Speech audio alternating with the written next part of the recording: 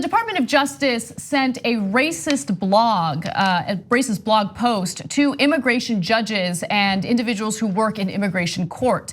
Now, this all happened because of apparently a regular mailer that these judges get, and it's supposed to have certain news items related to immigration.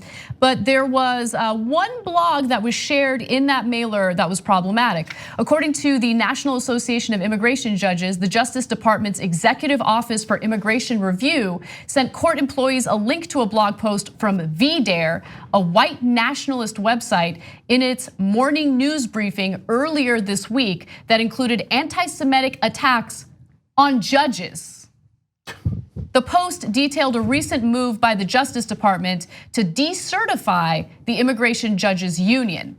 So the representative for the judges union responded to this and said, the post features links and content that directly attacks sitting immigration judges with racial and ethnically tinged slurs and the label Kritchark. I've never heard that before. The reference to Kritchark is a negative tone and is deeply offensive and anti-Semitic.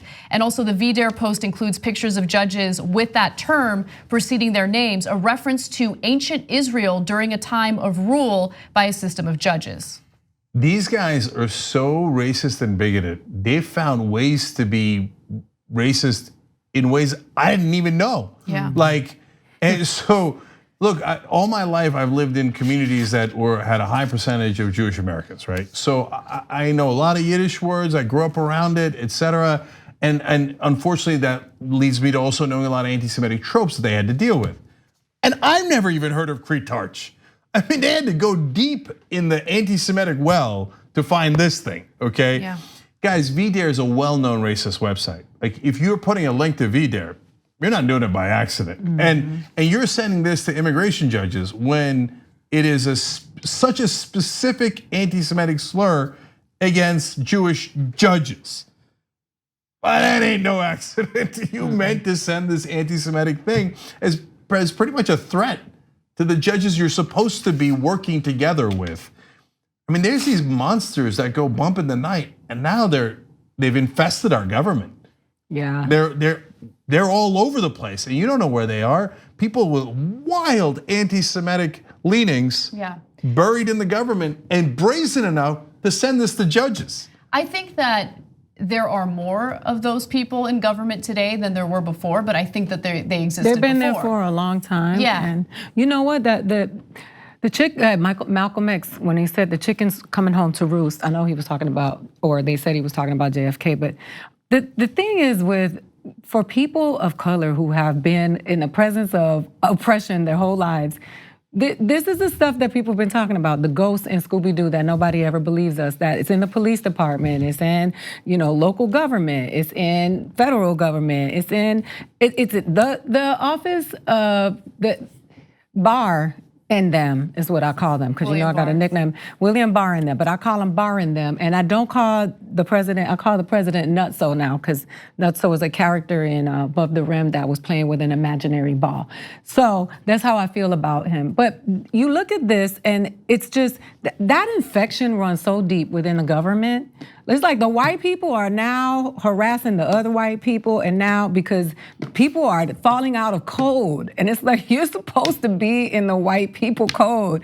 Thank God they got so many snitches in our government that we get to find out about this stuff, because this stuff has been operating for so long, and nobody believes. We're like, you can feel the pressure on you, and you're telling somebody they have the pressure. They put the foot on my neck, and they were like, oh, get out over it. That foot was taken off of your neck hundreds of years ago, and then now you see the foot, and some people still refuse to say they see the foot. Yeah. So the snitches used to get stitches, but these days they should get riches. I mean, this is nice work on their part. Oh my God, Cenk.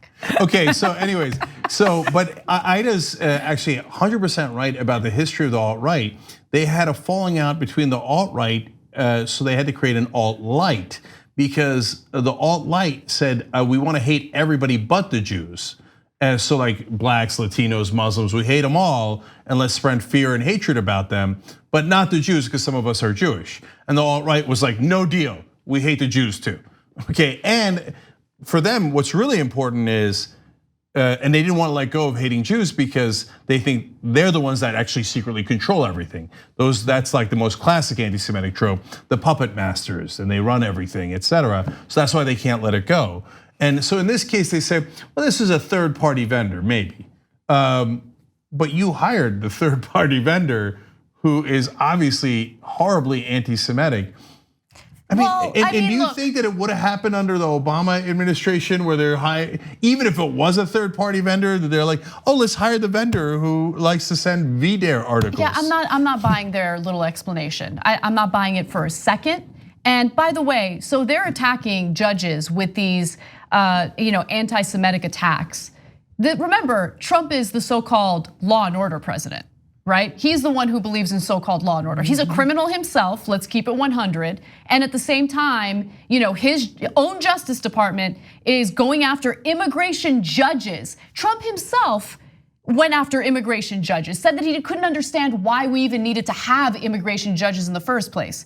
If you believe in law and order, then you need judges. If you want to go through these asylum cases quickly, then you need judges. But he's not a law and order guy. He doesn't respect the rule of law at all. He hasn't respected the rule of law his entire life. And I wonder if he's always gonna be treated as if he's above the law. That's the frustrating part, because any average American who does the type of stuff that we see Trump do, right? Whether it's deflating his assets to do tax fraud or inflating his assets to secure loans that he shouldn't have access to, any other average American would be in prison today for that type of action. Paying hush money payments, they'd be in prison. Thanks for watching this free clip of the Young Turks. Don't forget to become a TYT member today. For more exclusive content, join now at tyt.com/join.